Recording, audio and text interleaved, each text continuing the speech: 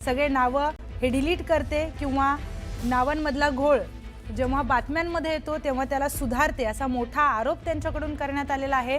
विधानसभा निवडणुकीनंतर final voter यादी ही जाहीर होते, पण किती मतदान झालंय याचं वेळोवेळी अपडेट्स दिले जात नाही। एकत्रच विधानसभा निवडणुकीनंतर हे अपडेट देण्यात आले असं देखील जयंत पाटील म्हणाले।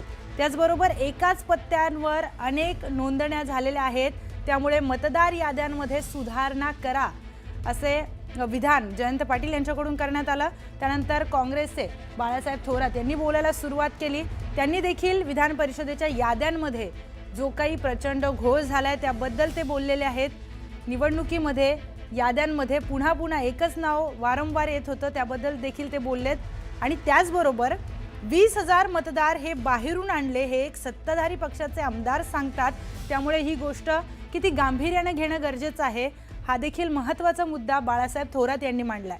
त्यानंतर राज्य निवडणूक आयोग म्हणता आमची जबाबदारी नाही आणि घोळ असलेली यादी हीच पुन्हा जाईल अशी देखील शंका त्यांनी व्यक्त केली आहे, कारण स्थानिक स्वराज्य संस्थेच्या निवडणुका आहेत आणि हीच यादी जर स्थानिक स्वराज्य संस्थेच्या निवडणुकीमध्ये जशाच तशी गेली तर हा घोळ तसाच राहणार आहे आणि त्यामुळे या याद्यांसह निवडणुकीला सामोरं जाणं हे अत्यंत चुकीचं आहे असं बाळासाहेब थोरात म्हणालेले आहेत।